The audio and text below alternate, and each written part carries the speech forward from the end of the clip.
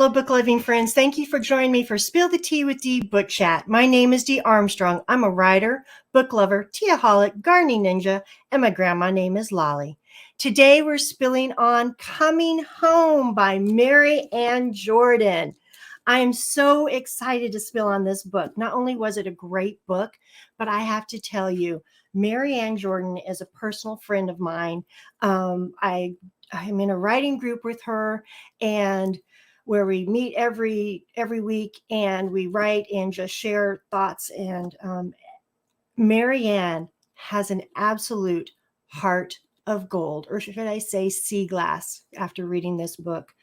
She is one of those people that gives freely of her time, her thoughts, her knowledge, and expects nothing in return. And Maryann has given so much to me as a budding new author that I thank the day that I met her, and she is just a wonderful person. Please say hello in the chat so I can enter you in the drawing. This is a signed copy that I'm giving away to one lucky friend here today. It's signed by Maryann, and she has the cutest little logo down here. It's really adorable. Plus, you can have a signed copy for one lucky winner of your choice of any of my 3 books from my trilogy, my Twin Springs trilogy. Let's talk about Coming Home. Set on the Eastern Shore. My little thing's not coming up. There we go. Set on the Eastern Shore of Virginia in the fictional city of Baytown. I'm going to read straight from the back of the book so I don't get it wrong. Mitch Evans left his career as an FBI agent after his father retired as the Baytown police chief. Returning home to take up the mantle, he was glad to be back with his family and the Baytown boys. The bonus? Reuniting with his childhood friend and teenage crush, Victoria Bradford. Now, Victoria, or Tori as she's called in the book, came back to Baytown to run the Sea Glass Inn after her grandmother's death. A simpler life was what she yearned for. When the new police chief showed up on her doorstep, her heart skipped a beat as old memories came rushing back. When one of Tori's guests dies from poisoning, Mitch is determined to stay objective while solving the murder. Then the evidence points to Tori as being the intended victim, and yet another attempt is made on her life. Mitch is desperate to find the killer before he strikes at Tori again, and he calls upon the Baytown boys to assist as he vows to protect her. Okay, I'm going to try to check comments as we're doing this, guys. Hi, Lacey saying hi from Tennessee. Welcome, Lacey. Good to see you. There we go. All right, let's spill on Coming Home. I found Coming Home to be a small town romantic suspense that's sweet, but smexy hot with pops of humor. Sweet in the romance part and small town community feel of the novel. Smexy hot in the behind the closed door sex scenes. In fact, when I purchased Maryann's book from Amazon, I noticed that she put a little warning label about the book. And I'm going to read that to you. It says, due to scenes of an explicit sexual nature and language that some consider crude, please be warned for 18 and up only. If you do not like alphas, now she's talking alpha males who are strong, tough, know what they want, and are going after it, these ones have a heart who fall instantly in love with a strong female character while dealing with real life issues, again, be warned. And all I could think of was, who would not want an alpha male? I want someone who's strong, tough, and knows what he wants. That's awesome. So I did not think twice about the warning, picked up the book, and I am so glad that I did. I have to let you know that I did feel a little bad in my heart that Maryann felt the need to put that warning out there. This is such an awesome book. This is such a great book. The characters are come alive on the page. It's a sweet romance, but yet, like I said, smexy hot. Yes, there are some men that use the F word in the book. Well, my female character, JD, in my book does too, so I wasn't worried. And the Smexometer, let's put a little Smexometer up, of 1 to 10 hotness, you have romance books on the sweet side that are so, so sweet. He finally kisses the girl and he asks her to be his girl. And you could hand that novel to your 15 or 16-year-old daughter. They're that sweet. Then you have romance books that are on the hot side, that when you're reading, you're going, whoa, I didn't know that was possible. And you look and you're like, does my mama know I'm reading this book? Is anyone watching my book? We're talking on the hot 10 side.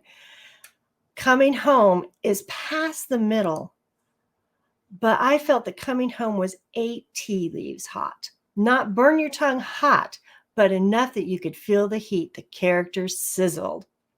Lacey says that she loves the Alpha guys. And Dewana says, hi, they're on their way in Georgia. It's good to see you guys. Let's go over a few of the characters in Coming Home. Mitch. Now, if you read Maryann Saint Protection series, you met Mitch as an FBI agent. Now he's come home to be the town sheriff of Baytown, a job his father did before him and his grandfather did before him. He's stepping into a family legacy. Now, Tori or Victoria. I like Tori. Tori was tough. Don't let people walk all over me kind of gal. She runs a bed and breakfast, which in my mind, I would love to run a bed and breakfast. But God, please don't let me ever do that. I'd be terrible at it. Where Tori completely shined at it.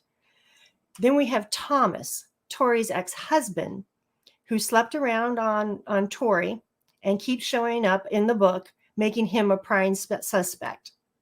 We have Haley, Thomas's fiance, who's super jealous of his first wife, and Mrs. Bradford. You know, I got to tell you, I didn't like Mrs. Bradford, Tori's mother. You know, we all make excuses for family in our life that don't treat us well, but I didn't like how Mrs. Bradford talked about her daughter. I was so proud of how strong Tori was with her sister and her ex and not letting them walk all over her, but I kind of felt Tori was blind to her mom's faults and treatment of her. Then we have Vanessa.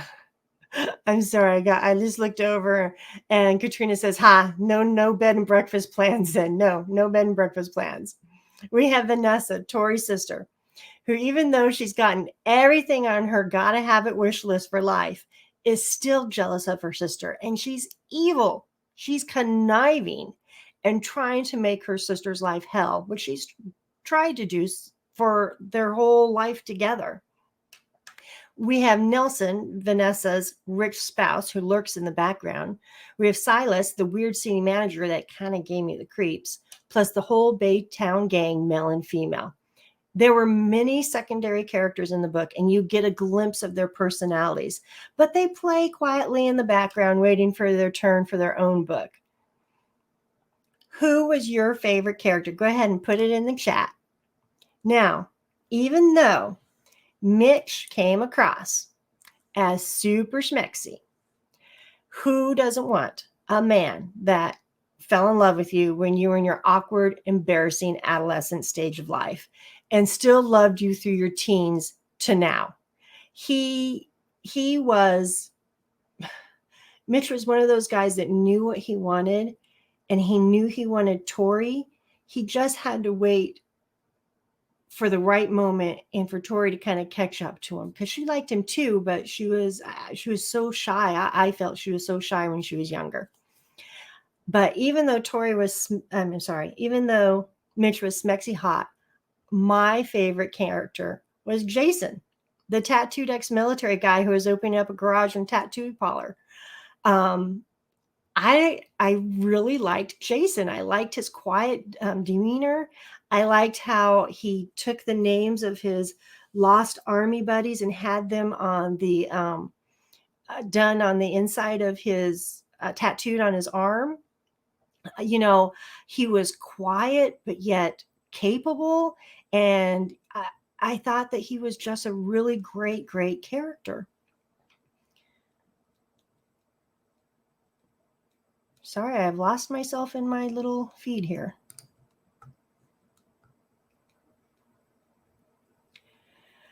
I'd also like to talk about how Maryann did the American Legion. She put 2 threads in here.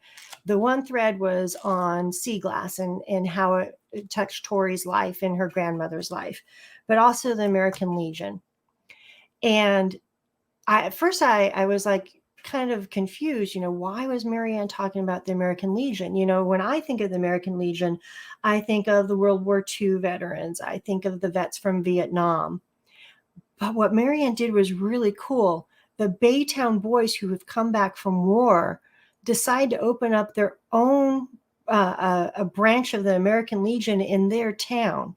And I thought that was really neat how they're carrying on the legacy of the American Legion, how they're able to come to a place where they are connecting with other warriors and able to heal, at the same time reaching up to the men from Vietnam and World War II that might still be around.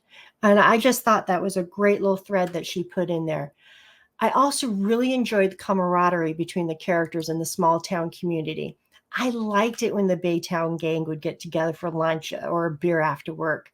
I liked how they ribbed each other. I was sincerely touched by, in the end, when Mitch's army buddy Lance came to town and everyone is celebrating at the local bar that Tori's safe. And you know that because of his service, Lance can't handle loud noises or groups. It touched my heart. And I thought, Baytown was going to be a safe haven for him. And it was at that moment that I was like, I get the lure of the Baytown Boys series. For me, knowing that our military is out there taking care of us is just as important as knowing that we will take care of them when they come home. And I felt that was what Baytown was. Tell me, did you know who the bad guy was? There are a lot of suspects to choose from. You might think you know who's trying to kill Tori. And I'm not going to spill on who the bad guy was. I try not to do that. But I'm telling you, you're only half right. There was such a great twist on who the bad guy was. And I'm not usually caught off guard by a twist. And what part made your heart race? Now, for me, it was when Tori's car breaks down and she gets into a stranger's car. Now, we talked in our last Spill the Tea about things that you just don't do. I mean, who does that? Who gets into a stranger's car? And then I had to think, okay, I had to back myself up. I did that. When I was in college, my car broke down on the side of I-70 right outside of Grand Junction, Colorado. And a very nice couple drove me into town and dropped me off at my grandma's house. How stupid was I? More likely, how lucky was I? Well, Tori wasn't lucky in coming home. In fact, she almost didn't come home from getting in that car with strangers. Coming home was a heart-thumping roller coaster ride from when Tori got in that car to the end. And I'm thinking, oh my gosh, it's like a roller coaster. You're going up. Oh my God. Is Tori going to be okay? And then it was like, oh, she's okay. Then holy crap, that just happened. I didn't expect that. Oh my God. Is Tori going to be okay? Oh, Tori's okay. And that's what the last 1/4 of the book was like. It was a roller coaster. Great writing, Maryann. I loved it. Let me share some beautiful writing by Maryann Jordan. One thing she wrote was that he had to learn fear to become fearless. I thought that was great. Let me repeat it again. He had to learn fear to become fearless. Then she wrote that Tori was carrying his wink and his kiss in her heart. And Mitch says, you caught my attention and then your smile. I'm sorry. Mitch says, your hair caught my attention and then your smile caught my heart. He says, I vow to love you with all my heart, with every sunrise and every sunset. I loved coming home.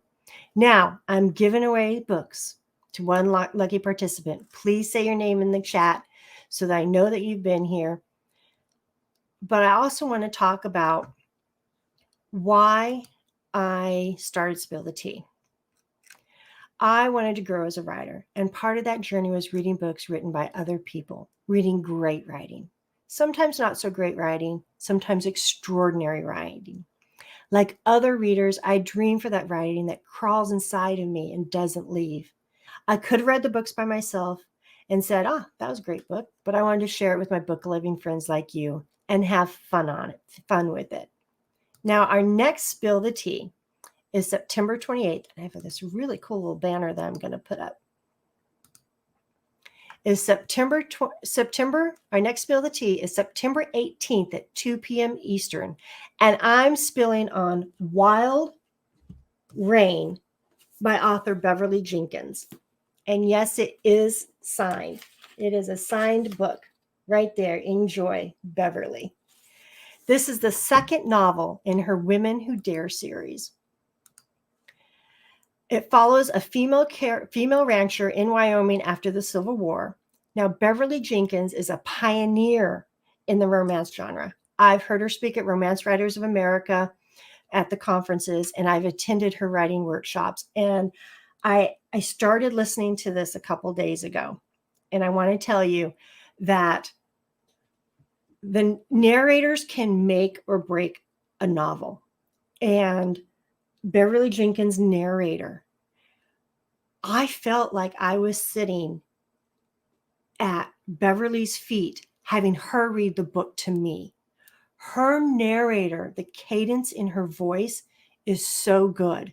So I'm very excited to dig into this book. I want to thank everyone for joining me. You're the best. As always, you'll find me writing on the porch. Bye for now. Hugs, everyone.